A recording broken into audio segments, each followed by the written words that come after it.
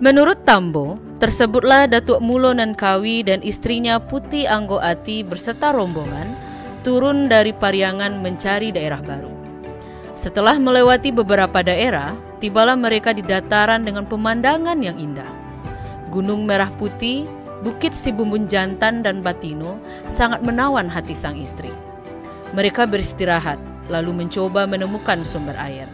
Rombongan berpencar ke beberapa titik. Putih dan Datuk Mulo Nankawi turun, tepat di bawah Guguk Tarogong. Di sana, mereka melihat air berdesakan di sela-sela batu. "Tuan, coliaklah, air tersolek dari batu," kata Putih Anggoati. Datuk Mulo Nankawi menjawab, "Iyo sabana sulit air di siko. Hingga tak mungkin kita tinggal di siko." Putih Anggoati tidak menerima pendapat suaminya. Dia terlanjur terpikat dengan nagari ini. Sejak itu, nama daerah ini dikenal sebagai Nagari Suli Aye.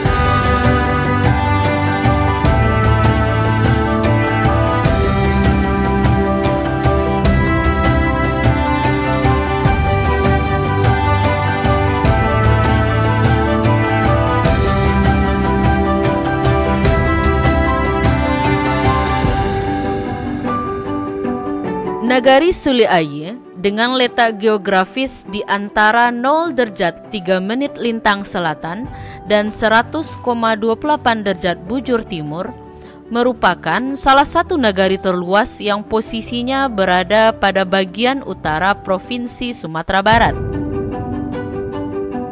Berdasarkan data terakhir yang diterbitkan oleh Direktorat Jenderal Penyiapan Pemukiman, Departemen Transmigrasi tahun 2005, bahwa ketinggian daerah Nagari Suli Aye berada pada 500 sampai 750 meter di atas permukaan laut.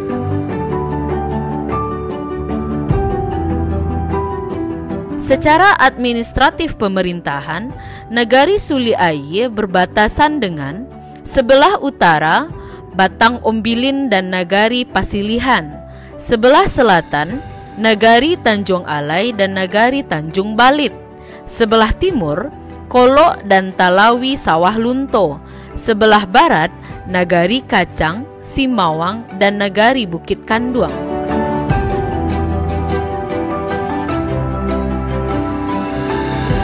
Nagari Suli Aye terletak di Kecamatan 10 Koto di Atas yang terdiri dari 13 jorong dengan luas 77,6 km persegi. Jorong-jorong di Suli Aye adalah Koto Tuo, Koto Gadang, Silungkang, Gando, Kunik Bolai, Basuang, Linawan, Rawang, Taram, Batu Gale, Sarikie, dan Talagolawe.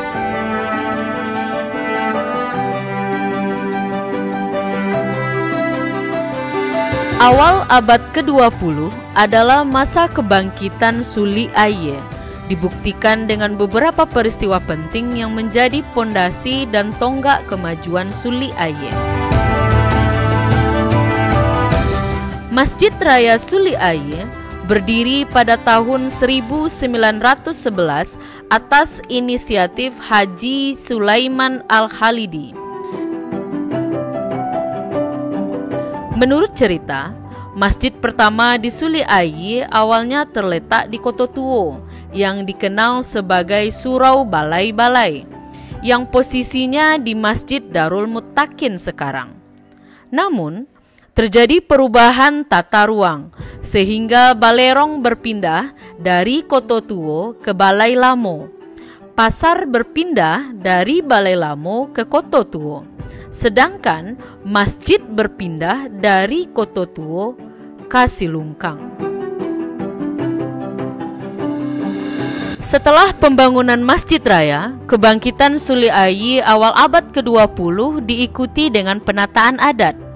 Dimulai dengan ditetapkannya Undang-Undang Sabaleh Pasal pada 29 September 1912. Pelopor utamanya adalah Mahyudin Datuk Sultan Maharajo dan Rashad Datuk Tumanggung. Sebelumnya, di lapangan ekonomi, Mahyudin Datuk Sultan Maharajo juga mendirikan kerajinan tenun dengan nama Andeh Setia pada 27 Juli 1912.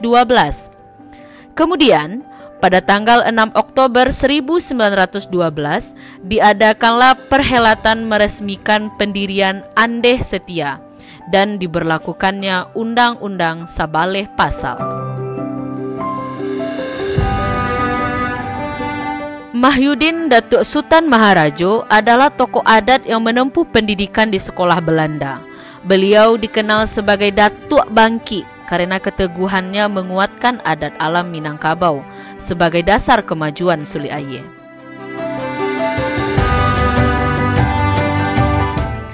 Beliau menjadi penggerak pers di Minangkabau, sehingga dikenal juga sebagai Bapak Pers Melayu, the father of Malay journalism. Di antara pers yang dia bidani adalah Pelita Kecil, Utusan Melayu, dan Sunting Melayu. Darah pers Suli Aye dibuktikan dengan banyaknya tokoh Suli Aye yang bergerak di bidang pers. Contohnya, Mr. Muhammad Yamin Datuk Sultan Maharajo Nan Besar. Zainal Abidin Ahmad mendirikan Panji Islam yang menjadi media nasional sebelum kemerdekaan. Selain itu, di Suli Aye sendiri terdapat berbagai media cetak, diantaranya majalah Al-Munawarah, Suara SAS, Tunas Muda, Laporan PSA, Obor Pemuda, Canang Gunung Merah, Gema Gunung Merah, Galundi, Folisa, dan lainnya.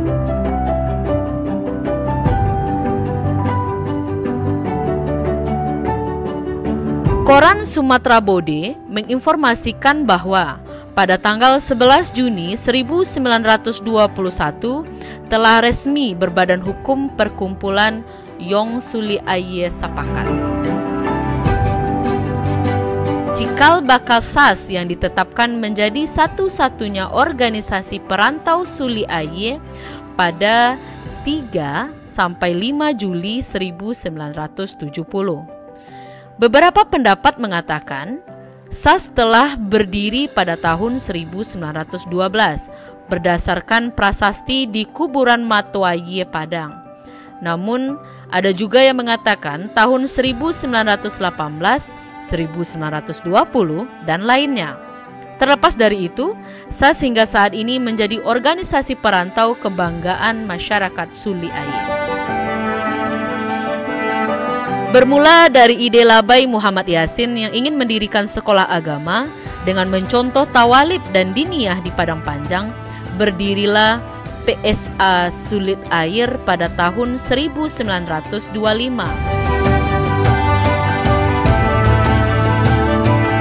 Sekolah ini menjadi pionir pendidikan Islam di Suli Aye.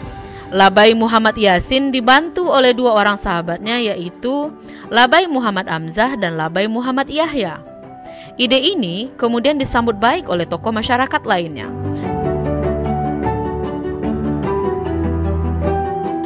Pada tahun pertama, sekolah PSA dilaksanakan dari surau ke surau, mulai dari Surau Tobiang, Surau Lubuk Sanggodang, dan berakhir di Surau Muruak.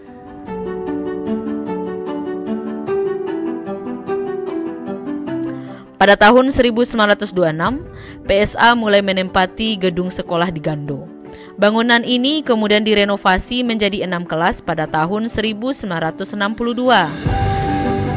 dan menjadi gedung yang berstandar nasional pada tahun 1986. Pada tahun 1931, Muhammadiyah masuk ke Suli Aye. Tokoh penggeraknya adalah Muhammad Saleh Datuk Majobongsu, Mandah Ali, Kahar Taher, dan Haji Muhammad Zain.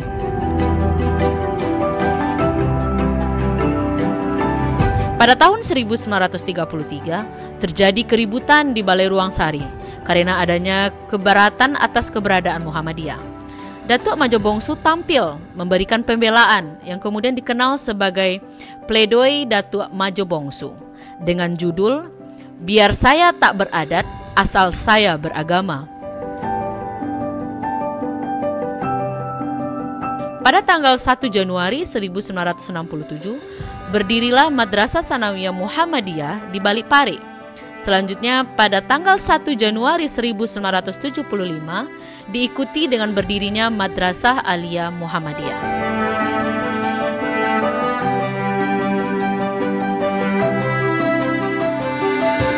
Pada tahun 1973, kondisi Masjid Raya sudah sangat memprihatinkan.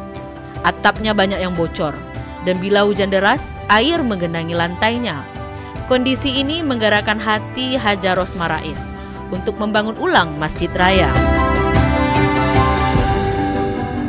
Pada tanggal 10 November 1974, masyarakat Suli Aye menyepakati rencana pembongkaran dan pembangunan ulang Masjid Raya.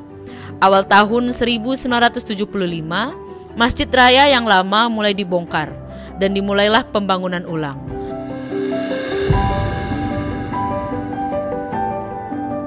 Pada tanggal 26 Februari 1976, Masjid Raya Suli Aye diresmikan oleh Gubernur Sumatera Barat Harun Zain. Pada saat memberikan sambutan, Harun Zain mengatakan, "Syukur Alhamdulillah, dan ini saya ucapkan tanpa mengecilkan masjid-masjid lain yang pernah saya lihat. Kini masjid termodern di Sumatera Barat adalah Masjid Raya Sulit Air ini. Banggalah masyarakat Sulit Air. Saya tidak mengatakan terindah, nanti marah orang-orang lain, maka saya katakan yang termodern. Karena soal keindahan itu, saudara-saudara sekalian, ukurannya panca indera kita dalam menerimanya belum tentu sama."